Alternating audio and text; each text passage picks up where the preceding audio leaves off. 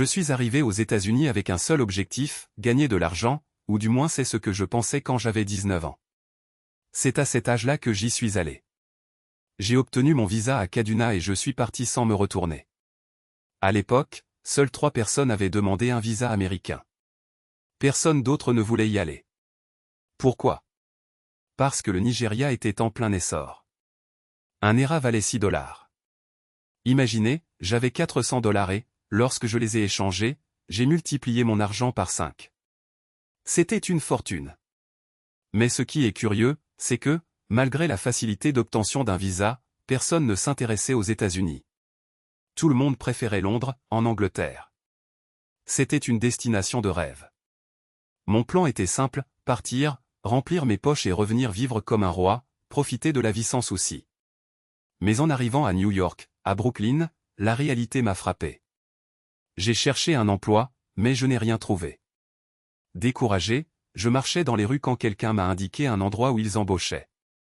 J'ai noté le numéro, mais quelque chose en moi disait que ce n'était pas pour moi. Sur le chemin du retour, j'ai entendu l'appel à la prière. C'était une petite mosquée, presque cachée. Je suis entré, j'ai fait ma prière de midi, et quand j'ai fini, l'imam s'est levé et a annoncé, « Celui qui n'a jamais vu Cheikh Ahmed Dida, c'est aujourd'hui votre chance. Il est ici avec nous. » À ce moment-là, j'avais l'impression que Dieu me montrait un chemin. Je n'avais pas obtenu le poste, mais quelque chose de plus important se passait. Le cheikh a parlé pendant 15 minutes, et quand il a fini, quelque chose en moi s'est réveillé. Je ne voulais rien de plus dans la vie que d'être comme lui. Pas comme une copie, mais inspiré par votre foi, votre sagesse. Je me suis approché de lui et lui ai dit, « Je veux être comme toi. » Il a souri et a répondu, « Non, mon frère. Tu ne peux pas être comme moi. Personne ne peut être comme les autres. Je suis unique, tout comme toi. Je m'appelle Mohamed Hussein Dida, et il n'y a personne comme moi dans ce monde. Et toi, Mohamed, tu es aussi unique. Je ne veux pas que tu sois comme moi. Je veux que tu sois meilleur. Si tu es comme moi, l'islam stagnera. Mais si tu me dépasses, quelqu'un dira, je veux être comme lui, et donc la foi grandit. Ces mots m'ont profondément touché. J'ai décidé de le suivre en Afrique du Sud et je suis resté 10 mois à Durban pour étudier avec lui. Le cours a duré 1 an et demi, mais ma soif de connaissance était si grande que je l'ai terminé en moins de temps. Je suis rentré chez moi, mais je suis rapidement revenu pour poursuivre mes études et mes recherches. Aujourd'hui, je parcours le monde pour donner des conférences, et je ne les changerai contre rien. Pas même si on m'offrait toute la richesse du Nigeria en or. Ma mission est différente, changer des vies. Comme le dit le Coran, si vous changez une seule personne, c'est comme si vous aviez changé le monde entier. Et c'est ce qui se passe. Les gens abordent l'islam parce qu'il est simple, clair et direct. Une journaliste, par exemple, s'est convertie et, lorsqu'on lui a demandé comment elle allait gérer les 5 prières quotidiennes et les restrictions, elle a répondu, « Si je dois prier 1000 fois par jour, je prierai. Parce que maintenant je sais qui je prie. Avant, je ne savais pas si c'était au Saint-Esprit, à Marie, à Jésus ou à une trinité confuse.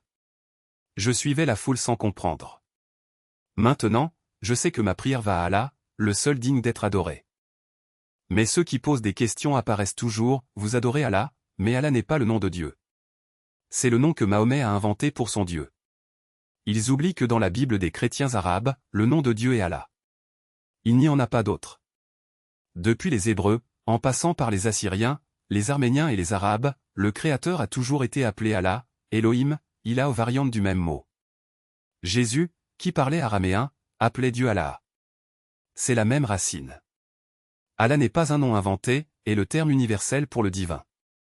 Il y a quelques mois, j'étais en Amazonie, au plus profond de la forêt, où nous avons rencontré des tribus qui n'avaient jamais eu de contact avec le monde extérieur. Ils vivent nus, isolés, sans jamais avoir vu un autre être humain. Nous leur avons apporté des vêtements, mais ils les ont jetés, se moquant de nous parce que nous nous couvrions.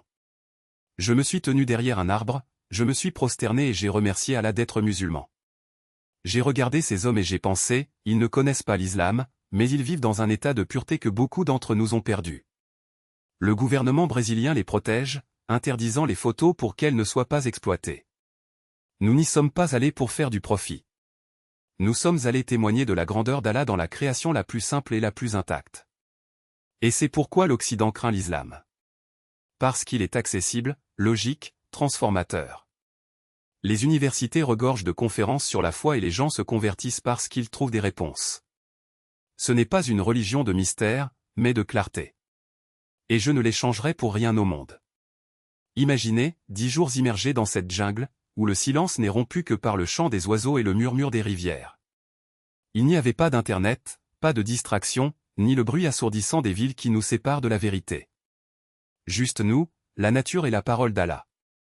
Et là, parmi ces gens qui n'avaient jamais entendu parler du prophète, que la paix soit sur lui, nous avons été témoins de quelque chose d'extraordinaire. Le commandant en second de cette communauté, un homme sage et respecté parmi les siens, a accepté l'islam.